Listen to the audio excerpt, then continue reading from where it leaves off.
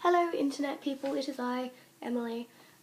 This week we are reading a story that we have written. I wrote this story last year for English when we were asked to write a short story that painted teens in a positive light.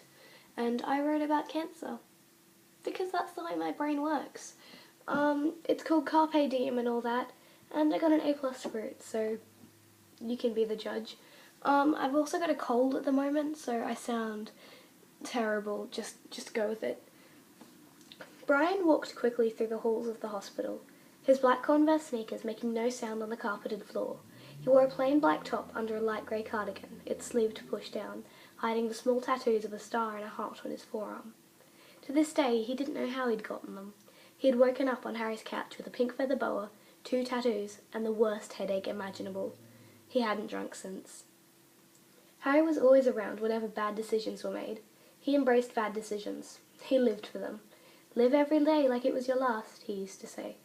Brian couldn't remember a time in his life when Harry wasn't around, telling him the store wouldn't really miss those guitar picks, or that the train yard wouldn't have a fence so easy to scale if they didn't want them to graffiti stuff, or that it was really cool to take your mum out to the movies.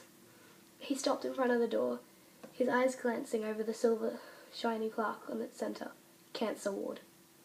Cancer. It was interesting how over the last few months he'd become almost immune to that word. It no longer frightened him as it used to. It was a part of his life now.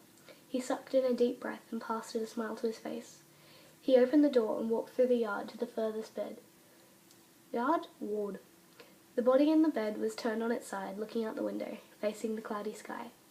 Harry turned away from the window, his face red and puffy, his eyes rimmed with tears. It was obvious he'd been crying again, but Brian tried not to take no notice of it.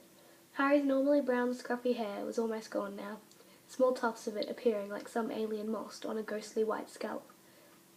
His usually thin, tan face was now puffy, pink and blotchy.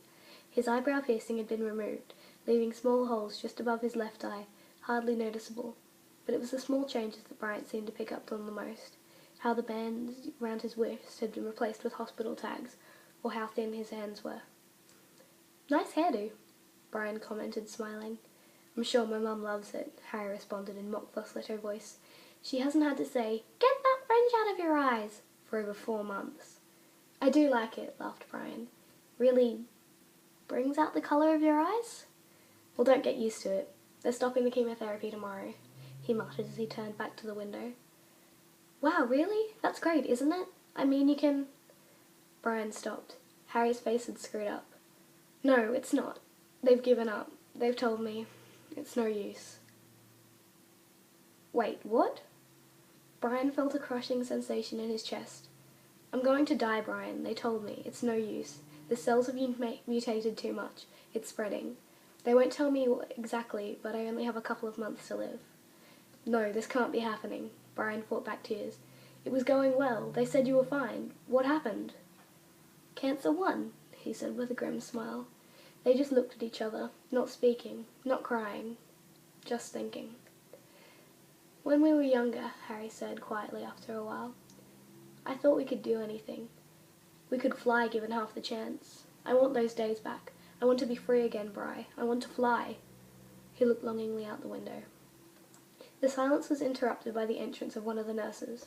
Time for dinner, guys, she said, smiling as the wardsman distributed trays of food to all the patients. Her blonde hair was tied back into a tight ponytail. She almost seemed to skip wherever she went. She reminded Brian more of the kindly teacher than a nurse.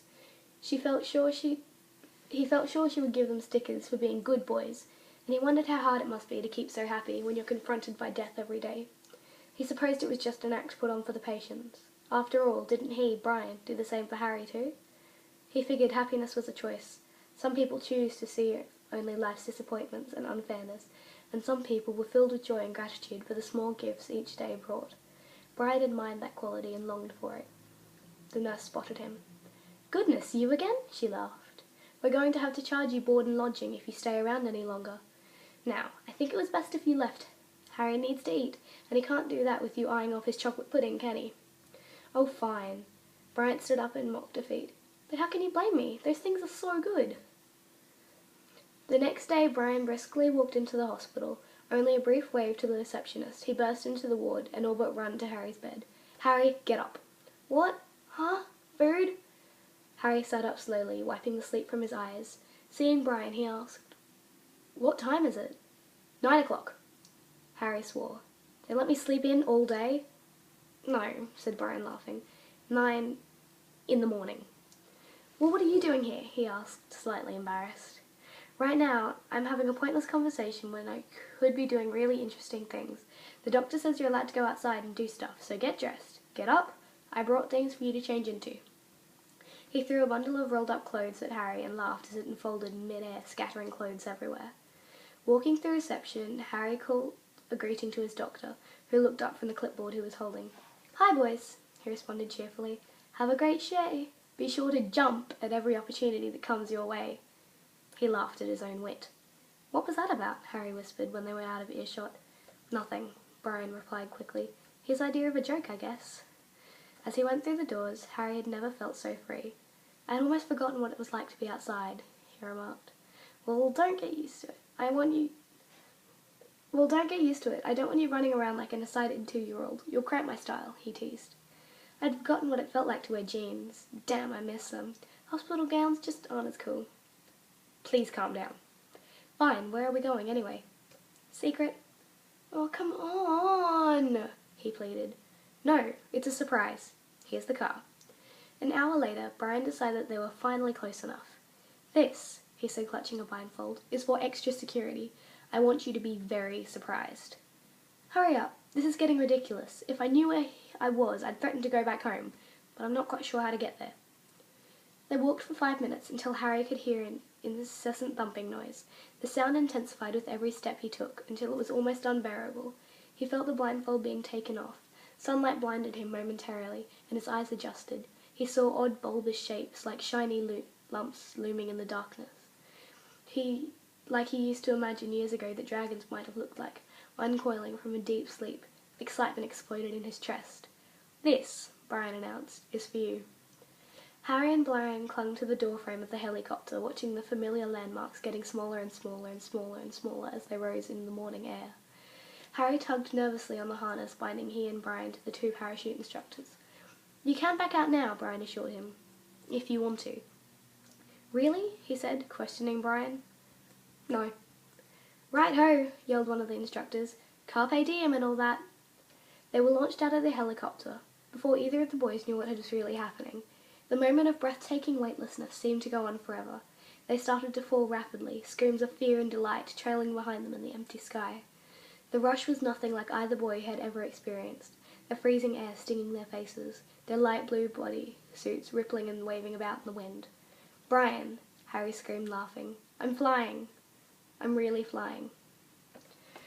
Okay, I've gone over my time limit, but I don't care. I couldn't find a shorter story. I had a shorter story, but I lost it. Okay, also, I'm a brunette. Get over it. Goodbye!